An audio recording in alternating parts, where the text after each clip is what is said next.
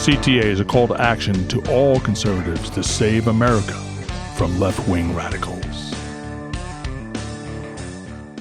Nearly 45% of the U.S. workforce already have plans for job hopping in 2021. Now, many of those 70 million job hoppers are just fed up and they're ready to work somewhere else, somewhere where they will be free. Maybe it's time for your talents to go to a city or a company that actually values your freedom. Post your resume on redballoon.org so that you can connect with this ever-growing list of free speech employers who would love to hire you.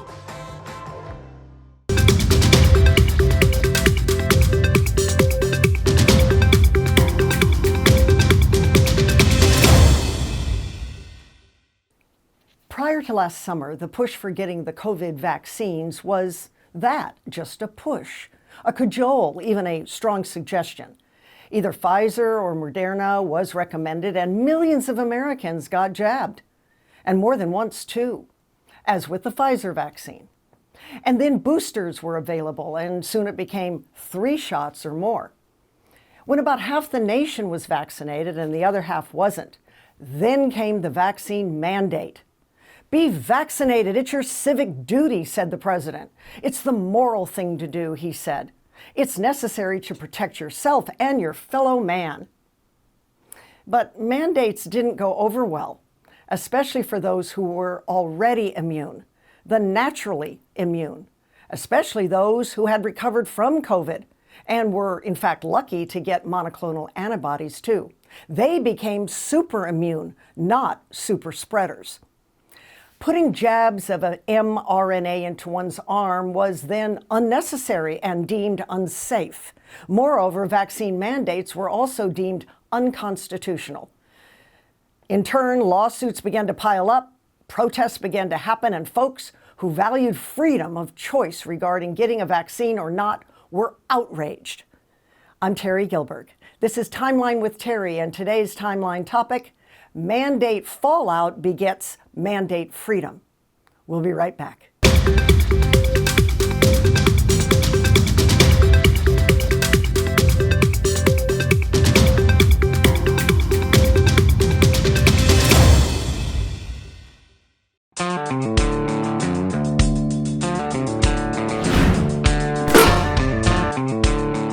Hello, I'm Mike Lindell, CEO of MyPillow. Retailers, shopping channels, and now even banks have tried to cancel myself and MyPillow. During these times, your support has meant everything to us. My employees and I want to personally thank each and every one of you by passing the savings directly on to you. For example, you can get my Giza Dream bed sheets for as low as $39.99 a set. That's a savings of 60% and the lowest price in history. And remember, they're made with the world's best cotton, grown where the Sahara Desert, the Mediterranean Sea, and the Nile River all meet. They come with my 10-year warranty, and I guarantee they'll be the most comfortable sheets you'll ever own. So go to mypillow.com now and use the promo code on your screen, or call the 1-800 number below to get my Giza Dream bed sheets for as low as $39.99, the lowest price in history. If you do it right now, I'm also going to include a free gift with your purchase. Thank you, and God bless. The principles of liberty, freedom, and the tenets of our constitutional republic are under attack. That's why we are building freedomsquare.com. Freedomsquare.com, designed to unite freedom-loving Americans. Freedomsquare.com. Freedom lives here.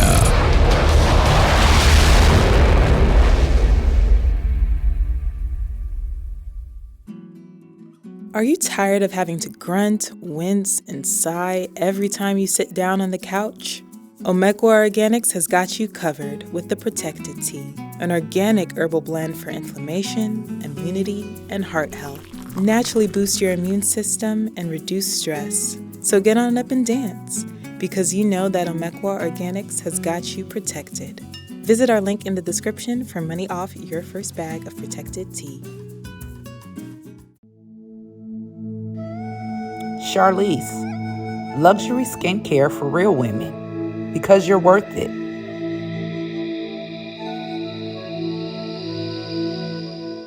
Grits and Eggs Breakfast Kitchen, where every dish has fresh and delicious farm-to-table ingredients that are sure to uplift your taste buds. Experience our creamy grits topped with grilled shrimp in our homemade shrimp sauce. Try our fried whole chicken wings or our marinated lamb chops cooked to your perfection. Come try Costa Coffee.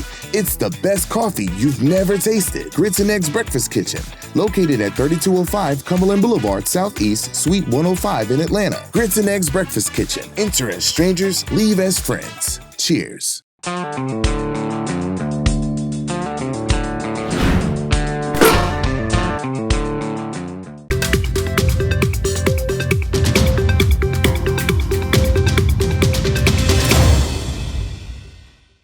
Welcome back to Timeline with Terry, the show that invites expert guests to do deep dives into the important and complicated issues such as vaccine mandates and who is paying the price. Well, those who buck the system are paying the price, that's who, even if they're already immune. Such is the case with United Airline pilots who are now on unpaid leave indefinitely. My guest today is Danielle Runyan. She's an attorney representing those who have not been vaccinated. Welcome to Timeline with Terry, Danielle. Nice to have you. So good to have you with us. Danielle, you're the co-founder of something called Airline Employees for Health Freedom. And that defends the rights, as I understand it, of all American workers against these draconian COVID-19 vaccine mandates. When did you come to believe they were draconian? Well, I think the writing was on the wall early last year. It looked like the language that was being used was pretty punitive. With the case of United Airlines, they started offering incentives, and we kind of had a sense of where it was going from there. If you have to incentivize something, usually that doesn't mean that it's going to end very well. So then in August, the CEO implemented his vaccine mandate, and the members that we have in our group were retaliated against and discriminated against for asserting their religious beliefs and their right to medical autonomy. Did your CEO, Scott Kirby, kind of do a double down when President Biden no longer cajoled the nation or suggested to the nation to get vaccines, but mandated it? Would you say he followed suit at United? Yes, absolutely. He followed suit. In fact, in Florida, Governor DeSantis, he has instituted the anti-mandate statute. We asserted that many of our members were entitled to take advantage of that, and United came out citing the executive order that our members were not, in fact, entitled to the protections of that statute. Okay, so when did you decide to kick in and represent some of these pilots that I'm sure they kind of thought about it a while and then maybe missed the first deadline to get the first jab and then missed the second deadline if it was Pfizer and then said enough is enough, I need legal protection. They went to maybe their HR or even their supervisor. When did you decide that this had to be a case and something that you would represent them with? So just to be clear, while I did consider representing the group initially, we ended up retaining Cher Jaffe. They are a wonderful group of attorneys, and John Sullivan. So as an attorney, I had identified the discrimination and retaliation that was going on when our members were offered the reasonable accommodation process, which is required under Title VII.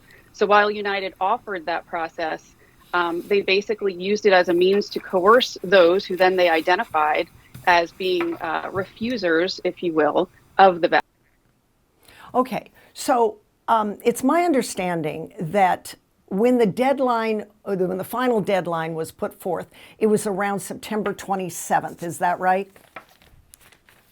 Okay, and it was the CEO of United that did not follow suit, like the CEO of Southwest and American. I remember last summer when the Southwest pilots just didn't show up, whether they kind of worked with each other not to show up or not.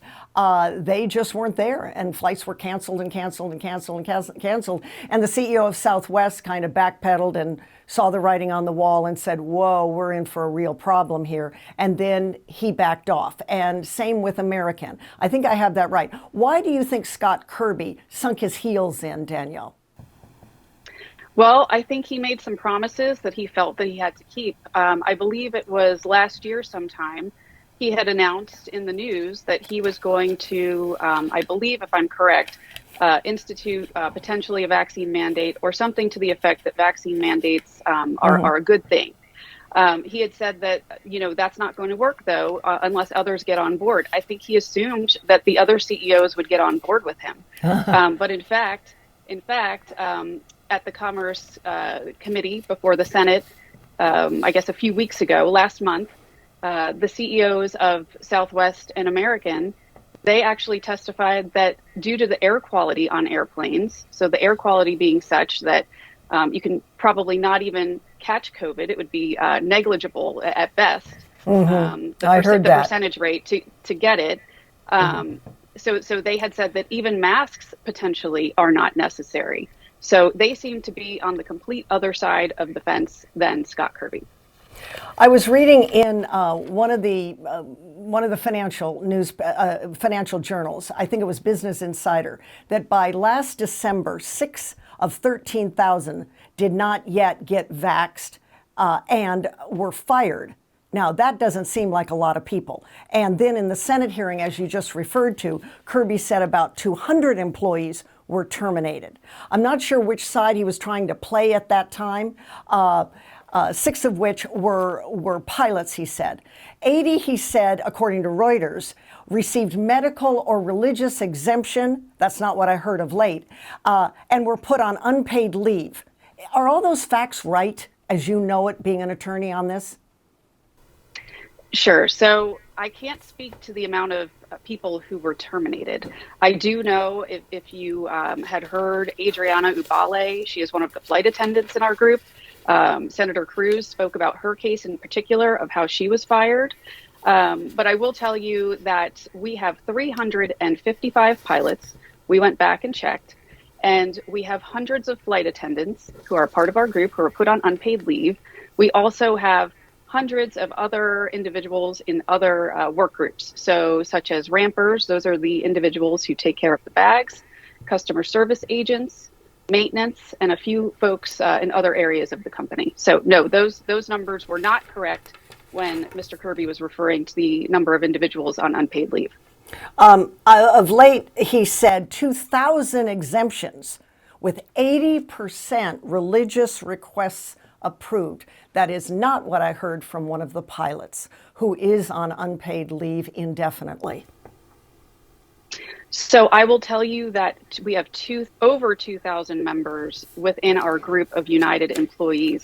Many of them, they filed either religious or medical exemption requests or both. Many of them were granted the reasonable accommodation of unpaid leave. So while they were not denied, they were granted the reasonable accommodation of unpaid leave. Now, there were individuals who were denied. The reasons for them being denied, many of them were completely unreasonable reasons. So, for instance, the way that everybody who chose to participate in the exemption process, how they submitted their exemptions was through Help Hub.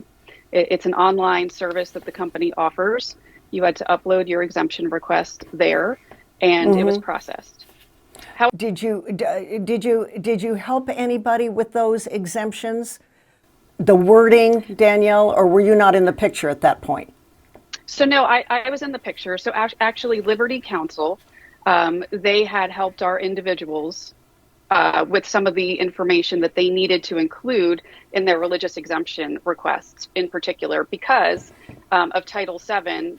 You know, our members wanted to make sure that they had included all the information legally that they would have needed to have in there in order to make sure that their request would be processed. All right, let me get this straight for our audience because it's a little confusing, all of these legal words, Title VII, most Americans don't understand that. But before we do that, I want to go back to reasonable accommodation. It strikes me that the reasonable accommodation, as I understand this story, was you're still on payroll but no money. This is indefinite. We're not going to tell you when we're going to come back and hire and have you back. No, you're not fired, but there's no income, no benefits, no nothing. Our accommodation to you, in other words, is to sit at home on the couch and twiddle your thumbs. How is that a reasonable accommodation? Well, we would argue it's not a reasonable accommodation at all. Right. It's Right. effectively termination, and it's just a fancy way of getting around terminating people. But, we're a group of 2,000 strong, everybody banded together, and we've filed suit in the Fifth Circuit in the Northern District of Texas to challenge that fact. Unpaid leave is not a reasonable accommodation. Well, a reasonable accommodation, as I read it in one journal, was by not firing the worker. That seems to me wordplay. Reasonable. You're not fired, so isn't that reasonable? It's not a reasonable accommodation. I agree with you totally. All right, let's go into this idea, because most Americans don't really understand this, and I had to look up things with regard to Title VII. Title VII of the Civil Rights Act, 1964. It's my understanding, and I'm not an attorney, but I've read enough about it, especially with regard to COVID, that if you declare that you have, and we have religious liberty in this country. So if you just outright declare, if a person says, I want a religious exemption, it doesn't matter if you're part of the 5 major religions of the world, Catholic or Christian, that is, Buddhist, Hindu, you're Jewish, or Islam. It doesn't matter. You could, I suppose, worship a tree if you wanted to, but if it's your sincerely held belief, then that has to be granted, right? So it's all in the wording, right, Danielle? And the wording matters. And so I've seen people go online and pull down the wording and write their own kind of religious exemption, provided they have the words, "It is my sincerely held religious belief." Do I have that right? And in other words, a person doesn't have to be a Catholic, a Jew, Muslim, maybe fallen away, or just generic Protestant. Can you elaborate on that for our audience, please? Sure. There's a misconception by many that you have to be associated with a particular organized religion in order to be granted or be considered to have a sincerely held religious belief. So, for example, something that I've heard during this process, well, if you're Catholic, the Pope has endorsed and has said that the vaccine is safe and effective. So therefore, your sincerely held religious belief, it doesn't carry any weight. That's entirely incorrect. Just because the Pope thinks that the vaccine is safe and effective, that's great that he thinks that. But for those who are Catholic and believe otherwise, that's between them and their God. That's not between them and the Pope or anyone else. All right. So the religious accommodations that you're seeing come in, are they mostly leaning on a pastor to help them with the verbiage, or you just using the firmly held religious belief phraseology? Or how are they writing it? Because the people I've talked to, they don't really know how to write it, but they wanted to use it under Title VII, which they're entitled to do. Sure. So many people who have a strong relationship with their church, many of them did have pastors help them draft their reasonable accommodation requests because they wanted to make sure that they get it right. And frankly, people of faith, honest people, want to make sure that they're conveying their sincerely held religious beliefs clearly and effectively. But it's not a requirement to have a pastor do that. In fact, many people relied on passages from Scripture. Many people relied on, my body is my temple, or that they have a concern with aborted fetal cells and that kind of tissue being used in the testing of these vaccines. So how is it that Scott Kirby, the CEO of United, then, it's my understanding, I could be wrong on this, but as I read the reports, for lack of a better description, he picked and chose, or maybe HR picked and chose religious accommodations for some and not for others. Because if the punch of all of it is just that phraseology, as long as that's in the request, by law he has to honor it, right? So actually the process went through many phases, and I think it did. The HR department, it did. And I think the HR department started to catch on that they were misled or they misunderstood how Title VII works. So what they first had at the very bottom when you entered into Help Hub was that a pastor letter, and again, I'm trying to recall the facts exactly, but that a pastor letter may be required when you submit your religious accommodation request. That is not anything that's required by Title VII. Then some folks who submitted their requests early on were asked a series of questions. Have you ever taken vaccines before? Are you aware that various medicines that you potentially have in your medicine cabinet have, and again, don't quote me on this, but what I was alluding to, or what I thought they were talking about, was potentially aborted fetal cell lines being related to taking certain, I believe Pepto-Bismol may have been on the list. Oh, really? Then, that's a surprise. I believe so. And then from there, as people started to go through the process, we had folks who submitted their accommodation requests closer to the deadline. Then they were asked for a third-party letter from somebody who knows them, who could attest to their religious beliefs, the sincerity of those beliefs. So that was kind of the process that everybody went through. And it was very interesting because really all that was required was for them to assert on a piece of paper their sincerely held religious beliefs. And that's what my understanding was, and they're protected. And no HR or no CEO all the way up to the top can pull that from them because we have religious liberty in this country. Although I know they tried, right? Before we take a break, give me just a little summary of how they tried at United. How they tried to coerce our individuals. And say, well, this one sentence phraseology isn't enough. Sure. Well, they tried because the whole process was clearly coercive, right? So even the judge in our case, and I'll explain it when we come back, but the judge who wrote the dissenting opinion when we went up on appeal said this has nothing to do with firing people. This is about getting jabs and arms. Very good. Let's pick it up on the backside of this break with Danielle Runyan. I'm Terry Gilbert. You're listening to Timeline with Terry. I'll be right back.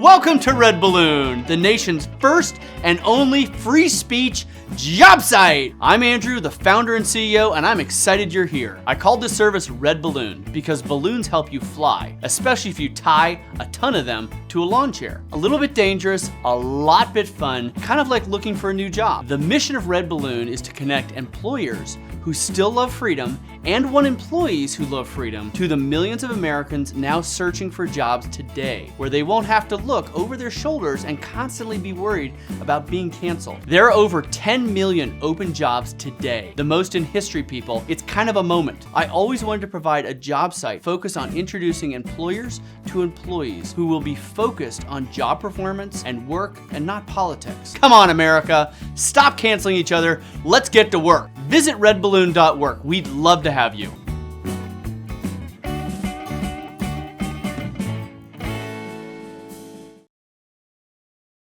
All right, guys, you have signed up, right? You've joined freedomsquare.com. If you haven't, why not? This should have happened a decade ago. How did somebody not think of this earlier? If you're a business owner, we have a business directory to promote your business to patriots across the nation. So if you want to buy American, if you want to sell American, we have a business directory. Whatever it is, go now. Join us in the fight for freedom. Welcome to Freedom Square. When I walked into the studio today, somebody asked me, what does freedom really mean? And what does it really mean to me? I think there's one word for that: unencumbered. Our rights don't come from man. They don't come from government. They come from God. Therefore, we answer to him, and by extension, our laws have come through that Judeo-Christian tradition whereby we are unencumbered. If we are encumbered through man, government, which is large men, right, a bunch of people pushing us down, then we can't be the person that we were supposed to be under the triune God from the Judeo-Christian tradition. It's the unencumbered. That's what we want when we want freedom. I'm Terry Gilbert.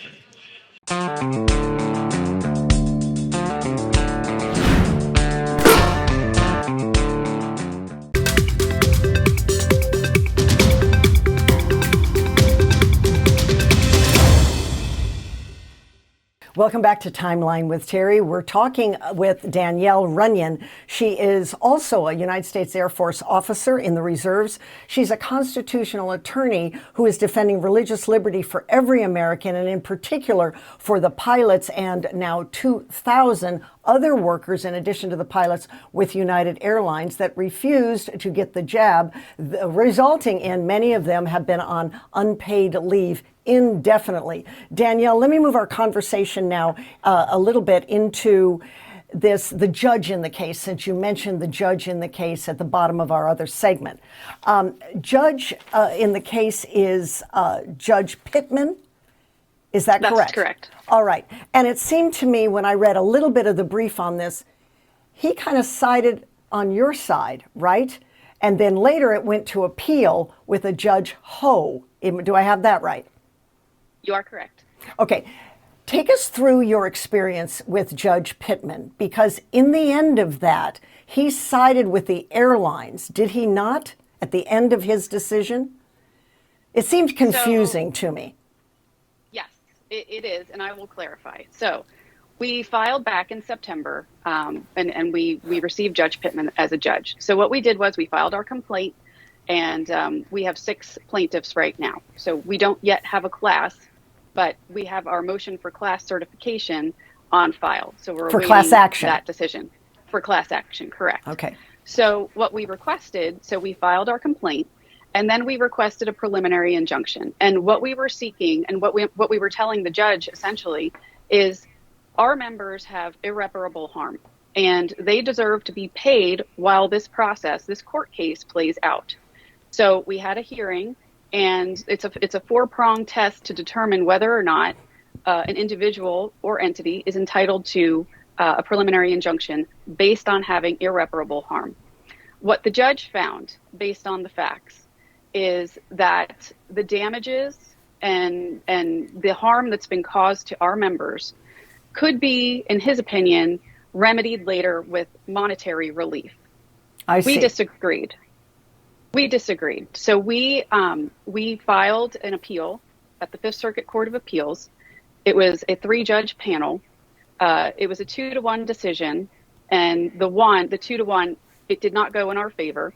But the one was Judge Ho, and he issued a very clear, concise, and strong dissent that is precisely on point with why we believe we have irreparable harm, citing BST Holdings. So that case was the first case that the Court of Appeals, they decided on at the Fifth Circuit. That was the one that ultimately ended up being the issue before the Supreme Court on the OSHA mandate. I see. And they had identified the choice between jobs and jabs. It's essentially not a decision that anybody should have to make. Judge Ho built upon that and said, particularly for the religious, it's a crisis of conscience. And that in and of itself is an irreparable harm. What about those with medical exemptions, not just the religious exemption? Sure. So that wasn't necessarily touched on in the dissenting opinion. However, what Judge Ho said generally about what United is trying to do is get jabs and arms. It's not about firing people. So he for himself, just based on the limited information that's on the record to date, he identified the coercion that has been going on and that these folks have suffered. Okay. So Judge Pittman, essentially, is it fair to say that he sided with you to the extent that the pilots and all employees would be paid later? And maybe he thought that later would be sooner than later. In other words, talking to a doctor of late, he told me, he said, Omicron is going to be a thing of the past, in his opinion, in about 4 weeks to 6 weeks. And then his opinion, COVID will be in the rearview mirror, which means maybe by Easter of this year, 2022, will be sooner then later, dragging out for another year or indefinitely, as is what the pilots got. They got an indefinite wait, hurry up and wait to be paid and just sit there and twiddle your thumbs. So do you think Judge Pittman, because he seemed to be sensitive and he seemed to be leaning toward your side, do you think he was thinking this will be over pretty soon? Give it a month, give it 6 weeks. It'll be a thing of the past. Everybody will go back to work. They'll get monetary. They can coast for another month to month and a half. My honest opinion is that he just felt that he was constrained by the case law before him. I see. I feel that, you know, that bar of irreparable harm, I believe that the way that it's cited, it's the rare case that you're going to get that. So I think that what he saw and the way he understood the facts was that our folks could be made whole later. But bringing in the religious piece in particular, it truly is a crisis of conscience. I mean, at some point, a person of faith, it has to decide whether or not they're going to feed their families or go against their sincerely held religious beliefs. And that is just simply not a choice that anybody should have to make. Well, indeed. All right. One other thing that I saw about this case, which I found pretty interesting, is that CEO Scott Kirby, or it might have come through HR or his attorneys, I don't know if it was his suggestion per se, but it was floated out there that you don't have to stay home and eat bonbons and twiddle your thumbs and just wait. You could actually do non-customer, face-to-face, non-customer work.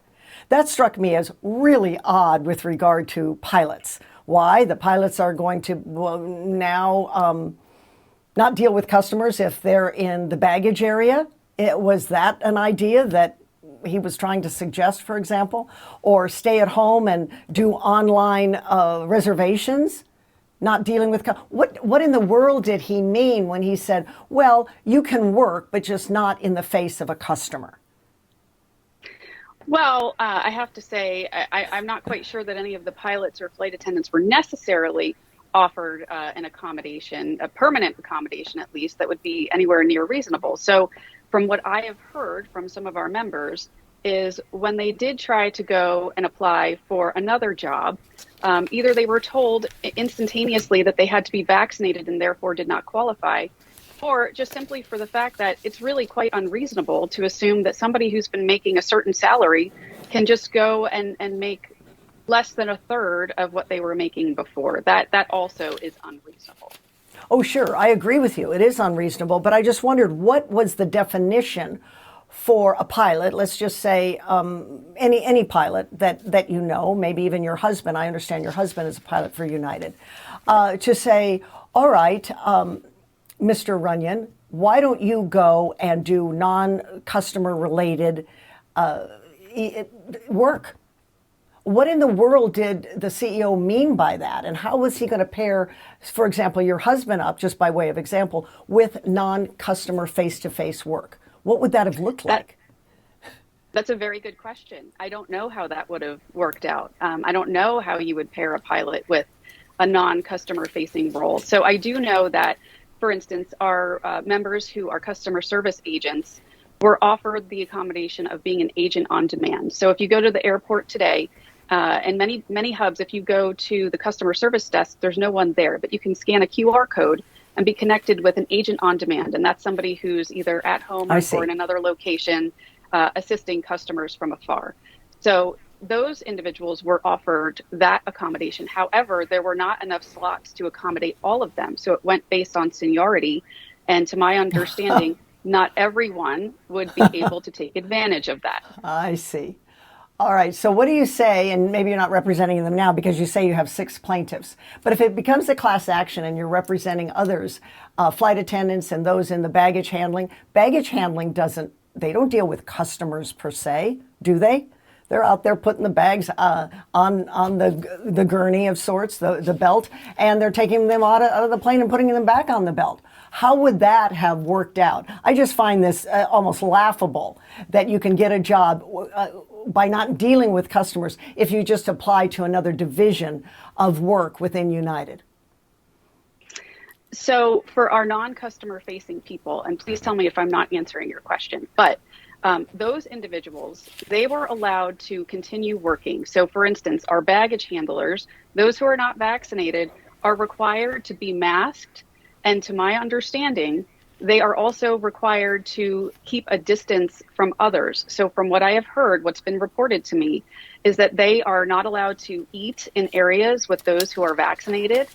In some instances, they have to eat outside and be entirely separate from the vaccinated workforce. So they can work, but they have to be masked and they are subject to different conditions than those who are vaccinated.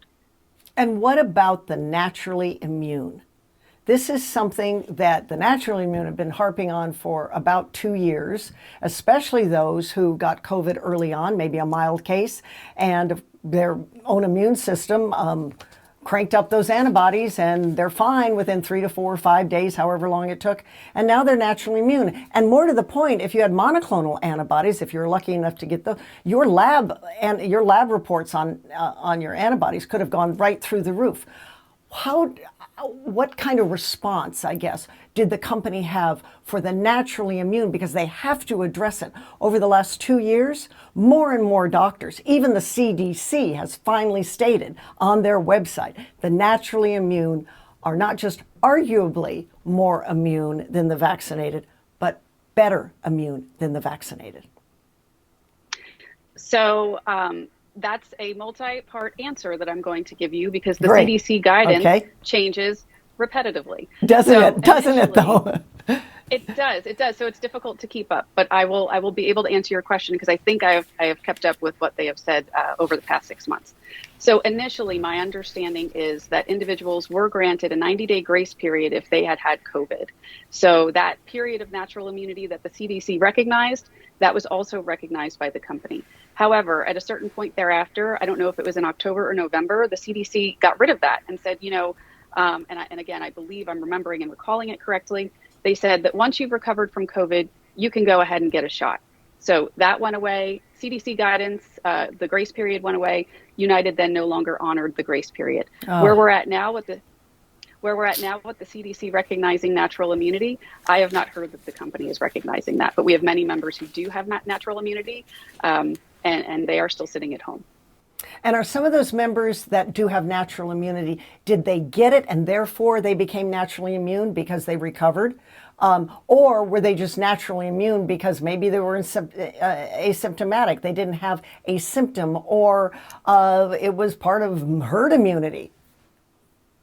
I know that's a hard question to answer because are we even in herd immunity? I've heard, yes, we are, and I've heard, no, we're not. Right. And that's the thing. It's just the information changes, the guidance changes. I thought that we were at herd immunity a while ago, and now it seems the push is for just 100% vaccination, the end. But as for our members, their natural immunity, I can't speak for them, but I have heard mostly that they have recovered from COVID and thereby have natural immunity. Mm-hmm. I was struck with something when I read that the CEO of United said, quote, "The best way to keep everyone safe is for everyone to get vaccinated." Unquote. I went, really? Even if you have natural immunity and even if you can show a lab report that shows that your antibodies are through the roof, especially if you had the extra booster, shall I say, of monoclonal. More to the point, under what authority can he say that? He's not a doctor. He's the head of an airline. He's running an airline. So that's the interesting part of all of this, is that corporations can institute mandates. There's nothing against that. Even with the fall of the OSHA mandate, private employers can institute their own mandates. However, what has been very clear in all of this is that United, this is a marketing campaign for them. This always has been. They've probably spent millions of dollars gearing up to say that they are 100% vaccinated.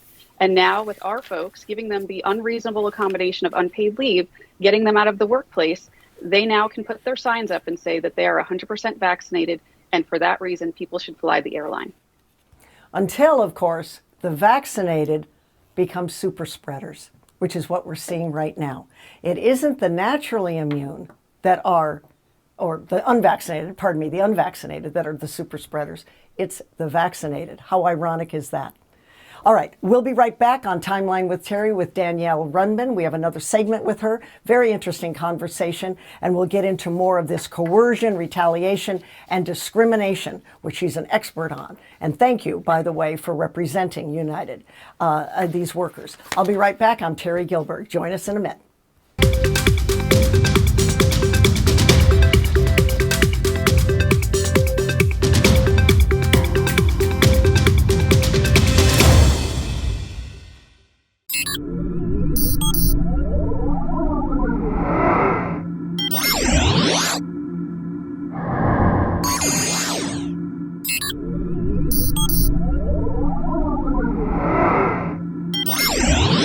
Hello, I'm Mike Lindell. Retailers, shopping channels, and now even banks have tried canceling myself and my pillow. Well, during these times, your support has meant everything to us. My employees and I want to personally thank each and every one of you by passing the savings directly onto you. For a limited time, you can get my brand new product, My Slippers, for 50% off. That's the lowest price ever. And remember, My Slippers come with an exclusive 4-layer design. These layers combine to give you amazing comfort and support and help reduce stress on your feet.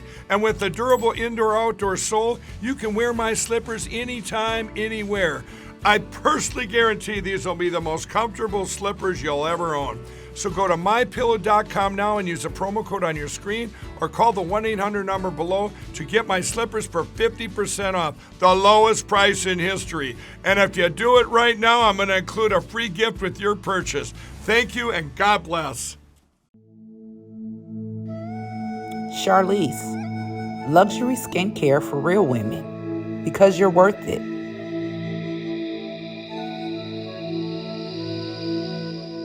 Grits and Eggs Breakfast Kitchen, where every dish has fresh and delicious farm-to-table ingredients that are sure to uplift your taste buds. Experience our creamy grits topped with grilled shrimp in our homemade shrimp sauce. Try our fried whole chicken wings or our marinated lamb chops cooked to your perfection. Come try Costa Coffee. It's the best coffee you've never tasted. Grits and Eggs Breakfast Kitchen, located at 3205 Cumberland Boulevard, Southeast, Suite 105 in Atlanta. Grits and Eggs Breakfast Kitchen. Enter as strangers, leave as friends. Cheers. The principles of liberty, freedom, and the tenets of our constitutional republic are under attack. That's why we are building freedomsquare.com. Freedomsquare.com, designed to unite freedom-loving Americans. Freedomsquare.com. Freedom lives here.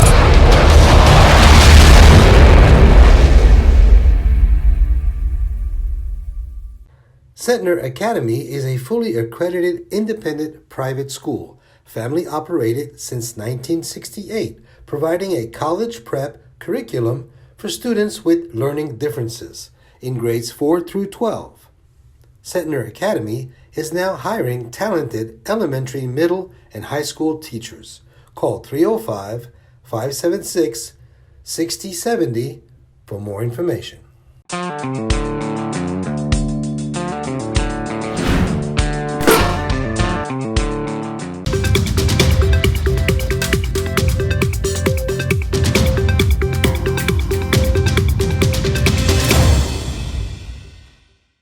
And we're back on Timeline with Terry. I'm Terry Gilbert. Today's Timeline topic, as we've been discussing, is mandate fallout begets mandate freedom.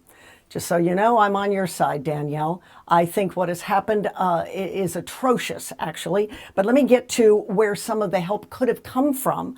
And it could have come from the unions with regard to the pilots union and any of the unions. It's not just pilots, but other folks that needed to rely on their union with these difficult matters and to help them. Where was the pilots union with regard to this whole kerfuffle with United? And for that matter, Southwest or some of the other airlines, where were they?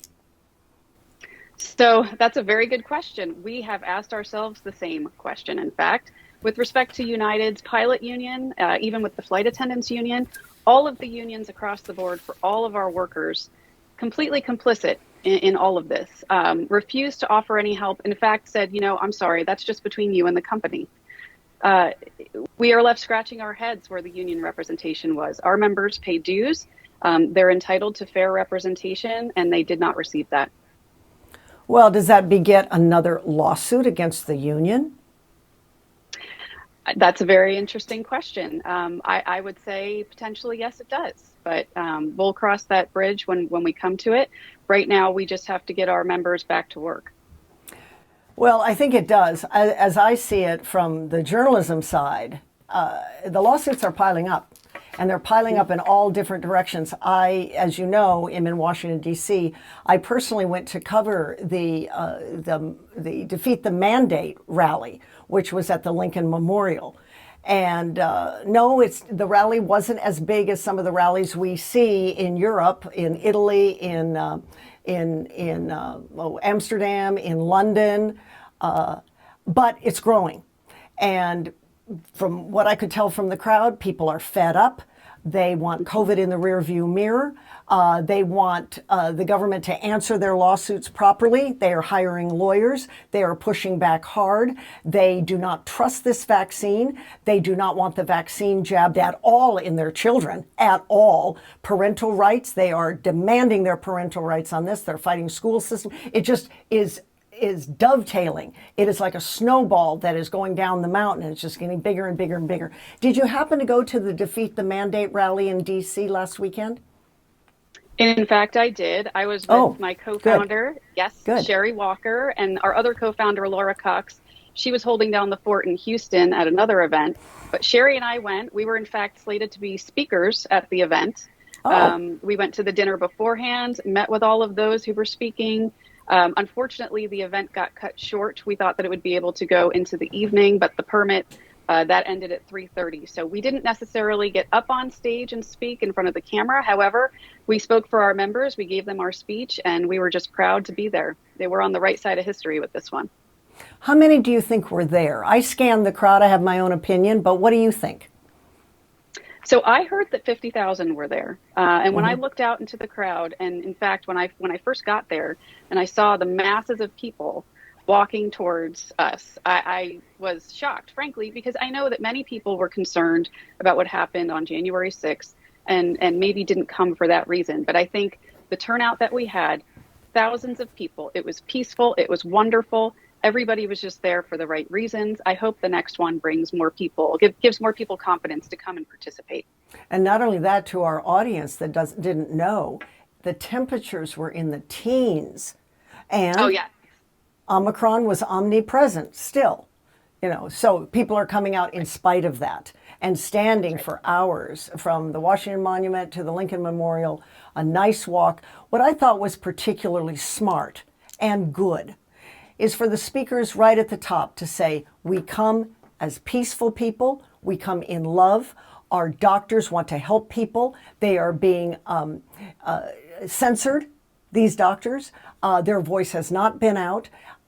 We want the message to get out, we want from this more rallies to come in a peaceful manner. And we want the messaging that has been squashed over the last 2 years to start to resonate. And here's why. And I thought that was a very smart thing at the top. It kind of set the stage of a loving protest, if you can say, emphasizing the word peaceful protest, so that there was no echo of January 6th. There was no echo of the summer of President Trump's last term, with Antifa and BLM and all of those protests. So I thought that was extremely smart. Let me ask you this. What are you hearing in the grapevine of more peaceful protests having to do with vaccine mandates? Sure. So we actually got on a call, I believe it was yesterday, with the folks who organized, and we're talking about taking this on the road and what else can we do to get the message out there? Because, frankly, this is a message that I heard while I was there. Many of the people who disagree with our position think that we're anti-vaccine, we're anti-vaxxers. No, that's not true. We are anti-mandate for the strict purpose that all of the mandates that we've seen so far, people have been coerced, been treated poorly, retaliated against, discriminated against for asserting their rights. People are entitled to reasonable accommodations based on their religion, and they're not meant to be discriminated against and treated poorly in the workplace. I frankly am shocked and dismayed at how people have been treated by large employers and others. I thought we were well past that in society, so we need to make our voices heard because this needs to end. One of the things, to pick up on what you just said at the top of your last statement, that I heard is that the crowd also was saying they weren't anti-vaccine in general, they're anti this vaccine. Why? Correct. Because it hasn't been FDA approved. Why? Because it's a synthetic serum. Why? Because it's gene therapy. Why? Because the government is continuing to press for more boosters, boosters, boosters. And the more you put this in your system, the more it works against you. Now you don't have antibodies that can counter it because you've got too much synthetic serum in your system. So there's this distrust of this particular vaccine. And the other point that I heard, and I think you must have heard it too, was when a pharmaceutical company is not liable for their product, something's wrong with this picture. And Bobby Kennedy Jr. in particular was on fire about this point. You are essentially in an environment where the pharmaceutical companies are pushing this, and particularly through the NIH. After all, there are folks that are getting residuals at the NIH with Moderna. I didn't know that factoid, but apparently that is true. And this has not been approved. It's not been tested on animals. And if you get sick, if you die, if you get an embolism, myocarditis, whatever the case is, headaches, whatever, oh well, you can't sue either Pfizer or Moderna. Tough bananas. As a lawyer, how do you look at that? I mean, that isn't even American, right? No, a lot of this is very un-American, and that's why we need to stand up. I hope that what came from the march is that those who have been sitting, suffering in silence, who feel like they don't have a voice, they need to stand up. You know, I've never done something like this before, but I'm not about to let religious liberty and freedom of choice be erased. So we need to stand up for our rights. We need to do that now. And to your point about the vaccines, you know, I went to Senator Johnson's roundtable discussion and listened to all of the doctors who were very passionate about their positions and the fact that they were not allowed to treat their own patients the way that they saw fit. Basically, what we're being told is you take this vaccine or suffer, or, you know, you can't get the treatment that you want. You can't use the medications that you want. That is wrong. I also was there. I didn't happen to see you. There were many people there, but perhaps you saw me. I covered it as a member of the press, and it was astonishing to me, though it continues to be astonishing to me. I have heard this for 2 years, that the doctor-patient relationship has been completely broken because Dr. Fauci decided there would be no treatment until the vaccine was on the market. And what was particularly a strong takeaway for me is when Senator Johnson had a list of costs for vaccines. He says the cost for the cost for treatment that was finally approved in hospitals ranged from $700 up to $3,200 for patients who are hospitalized. Otherwise, there's no treatment, right? So hydroxychloroquine, out the window. Ivermectin, out the window. Monoclonal antibodies, out the window. Chicken noodle soup, out the window. You know, I mean, just go home, was the testimony, until your lips turn blue, then call an ambulance, and maybe you'll get on a respirator, and maybe you'll be getting some kind of other treatment, which is super expensive, and hopefully you won't die. I was astonished. I just don't understand how Dr. Fauci was the only voice and these other doctors were squashed, particularly with regard to early treatment, which we know works, and we've always known it works. Yes, it's just hearing the conviction in their voices. It truly was. I mean, thank you, Senator Johnson, for putting that together. And I really hope that people watch it. I hope they go online. It's very important. People need to know what is available to them and what has been kept from them. It's not get the vaccine or suffer and potentially go into the hospital, get put on a respirator and die. That's not American. So everybody needs to listen to the testimony that was provided by those doctors. It's astounding and it's wonderful. And I'm so proud of them for standing up. A little footnote to that to our audience that don't know, you can go on Rumble and see the entire 5-hour non-stop testimony, which was riveting testimony. truthful testimony. There were, I think, 15 to 16 doctors there. There were some lawyers, and there were victims of vaccines that were there to speak. One of the things that really impressed me, too, and kind of stood out, I don't know if you heard this, was a lawyer representing 3 whistleblowers from the military, from the DOD, that testified under penalty of perjury that their clients, they testified under penalty of perjury that in the DOD, young men are being jabbed too often, and some are super sick, and some have already died. But when you're in the department, when you're a young soldier, you are a person of the government, I guess. I think the term is government issued, right? And you do things that your superior officer says to do. Well, there are attorneys that are saying, no, you don't have to, because just like you are reminding people of their religious liberty or their medical liberty if they've got, for example, a allergy against this, they have every right to buck that system. But it's very difficult in the military because you are, that's the word, government issued. Comments on that? Sure. Well, just because you join the military doesn't mean that you get rid of your constitutional rights. You still have First Amendment protections, and you're entitled to voice your opinion and assert your religious liberty. You are allowed to speak up. And while, you know, these are orders that our service members are being given, they are allowed to speak up respectfully and say why they don't feel that they should have to take this vaccine.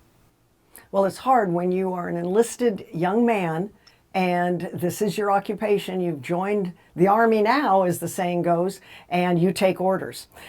In the limited time that we have, Danielle, I want to get back to United Airlines, and I want to get back to you and your husband. Your husband also is a victim of all of this.